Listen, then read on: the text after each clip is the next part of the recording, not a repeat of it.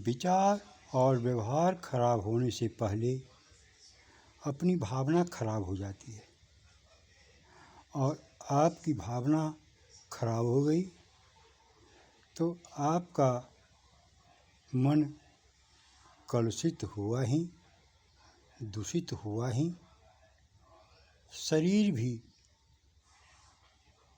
क्षीण हुआ, शरीर में भी कमजोरी आई, शरीर में भी रोग के बीज पड़े। अतः मनुष्य को अपनी भावना कभी नहीं खराब करनी चाहिए। अपनी भावना मनुष्य दूसरे के प्रति खराब करता है।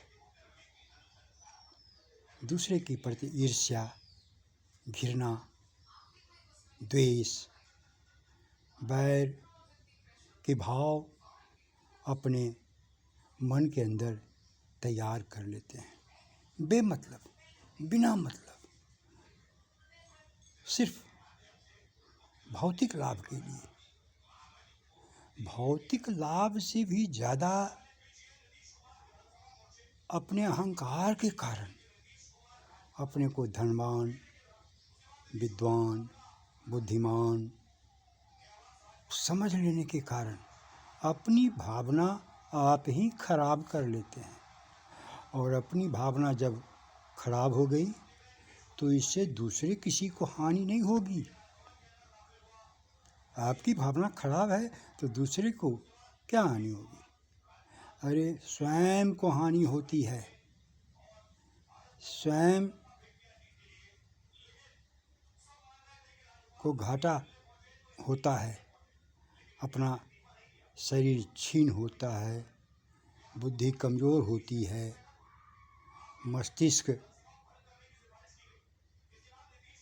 नकारात्मकता की ओर बढ़ती है,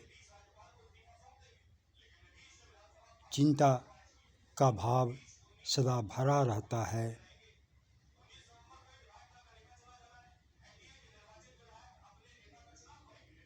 दिन रात चिंता में डूबे रहते हैं, बेमतलब, कोई मतलब नहीं है, कोई लाभ नहीं है।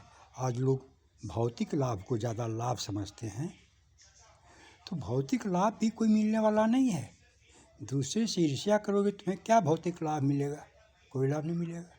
सिर्फ मन, बुद्धि, चित्त, अहंकार तुम्हारे दूषित होंगे, जिससे तुमको भारी क्षति का सामना करना पड़ेगा। आध्यात्मिक क्षति तो होगी ही, आध्यात्मिक क्षति होने के बाद ही भौतिक क्षति होती है, आर्थिक क्षति होती है। लेकिन इस बात को लोग समझ नहीं पाते हैं, क्योंकि चिंतन करते नहीं, दिन रात तो चिंता में रहते हैं, ईर्ष्या में रहते हैं, जलन में रहते हैं, यानी जलते रहते हैं, खुद को जलते रहते हैं, खुद को जलाते रहते हैं। ऐसे लोगों को चिंतन कहाँ से? ऐसे लोगों के पास तो चिंता ही आएगी ना, क्योंकि वो खुद जल रहा है तो चिंता में है कि मैं जल रहा हूँ, उसे यह पता नहीं है कि मैं क्यों जल रहा हूँ। अतः मनुष्य को अपनी भावना कभी किसी के प्रति, दूसरे के प्रति खराब नहीं करनी है, इससे कोई लाभ नहीं मिलने वाला है। आध्यात्मिक लाभ तो मिलेगा ही नहीं। जिस भौतिक लाभ के लिए तुम व्याकुल व्याकुल हो रहे हो, पागल पागल हो रहे हो, दिन रात सुबह शाम जन्म से लेकर मृत्यु तक हिसाब जोड़ रहे हो, वो भी नहीं मिलने वाला है।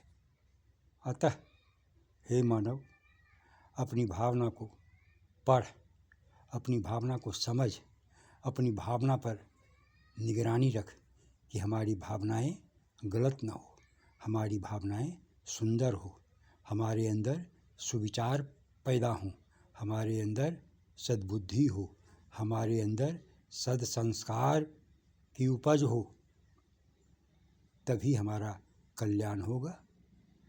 हर तरह से आध्यात्मिक कल्याण, भौतिक कल्याण, पारलौकिक कल्याण, लौकिक कल्याण, भविष्य का कल्याण, वर्तमान का कल्याण। अतः आपकी भावना ही आपके ऊंचाइयों पर ले जाने के लिए मूल कारण है। अतः अपनी भावना को हर क्षण प्रस्फुटित करते रहें। ओम।